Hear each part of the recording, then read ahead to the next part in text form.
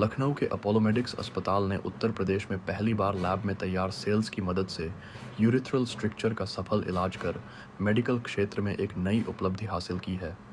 Doctor Mayank Agarwal, doctor वेद भास्कर और doctor Shailendra Gupta की team ने 30 वर्षीय मरीज का ऑपरेशन किया, जो पेशाब की नली के सिकुड़ने की समस्या से पीड़ित था। इस आधुनिक तकनीक में मरीज के गाल से सिर्फ 10 गुणा 5 मिलीमीटर का छोटा टिश्यू लिया गया, जिसे पुणे की लैब में 2 हफ्ते में विकसित कर करीब 50 लाख सेल्स तैयार किए गए। इन सेल्स को कोल्ड चेन के साथ लखनऊ लाकर दूरबीन की मदद से सीधे प्रभावित जगह पर लगाया गया। पूरी प्रक्रिया केवल 15 से 20 मिनट में पूरी हुई और मरीज अगले ही दिन अस्पताल से डिस्चार्ज कर दिया गया। डॉक्टरों का कहना है कि इस तकनीक में न तो बड़ा चीरा लगता है और न ही लंबे समय तक कैथेटर रखना पड़ता है, जिससे रिकवरी भी बहुत तेज़ होती है। अपोलो मेडिक्स के प्रबंधन का मानना है कि यह पहल कम चीर फाड़ वाले इलाज की दिशा में एक बड़ा कदम है और आने वाले समय में ऐसे मरीजों के लिए यह एक बेहतर विकल्प साबित होगी।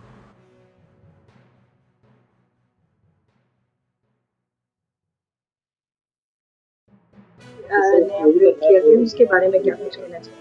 हाँ जी, ये जो हमने सर्जरी की है, ये इनफैक्ट यूपी में पहली बार की गई है, जिसमें हमने पेशेंट के अपने बक्कल म्यूकोसा को निकालकर, छोटे से एरिया को निकालकर उसे लैब में ग्रो करने के लिए भेजा।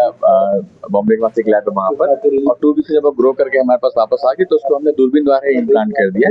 इससे हमने उसके जो मुंह के जो मोबिलिटी थी माउथ की, जिसमें हम जो पूरा चेहरा के मकरग्राफ निकालते हैं उसको भी बचा लिया, और जो नीचे जो पेशाब रास्ते में कट लगा के उसको इम्प्लांट करते हैं बक्कल म्यूकोसा को, उसको भी वो भी दूरबीन द्वारा कर दिया गया। तो पेशेंट दोनों जगह उसके जो मोबिलिटी, सर्जिकल मोबिलिटी दोनों जगह कम हो गई, और ये यूपी के किसी भी private government sector first time ये प्रोसेस हमने यहाँ पे किया है। जब आप कुछ काम पहली बार करते हैं तो कुछ चीजें सामने आते हैं, कुछ चैलेंजेस तो आते ही हैं। तो फर्स्ट थिंग तो ये था कि पेशेंट की अवेयरनेस भी, पेशेंट को समझाना, बताना, कन्विंस करना है इसके लिए। तो वहाँ पे शुरुआत वहाँ से होती है ओपीडी से कि पेशेंट आया, ही वांटेड समथिंग न्यू, तो फिर हमने बताया कि हाँ ये ऑप्शन है आपके पास।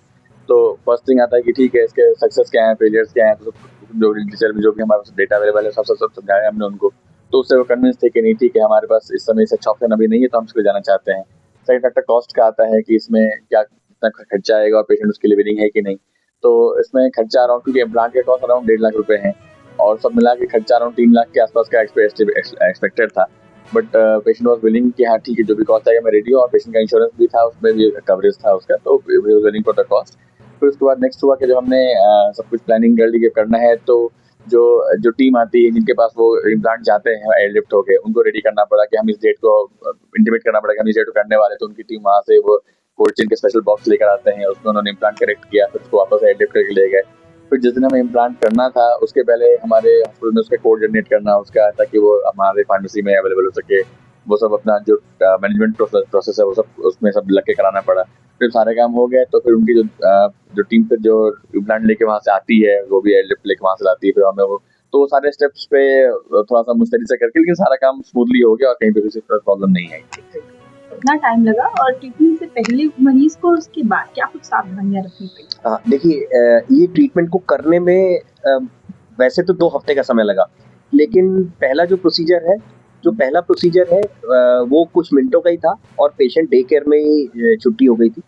जो दूसरा प्रोसीजर है वो करने में लगभग 15 से 20 मिनट करीब लगे, और पेशेंट 1 दिन के लिए हॉस्पिटल में जरूर रहते हैं, क्योंकि उसमें 1 दिन के लिए ज्यादा मूवमेंट अलाउड नहीं होता, नहीं तो सेल्स हिल ना जाए, क्योंकि जब तक वो चिपक नहीं जाते हैं।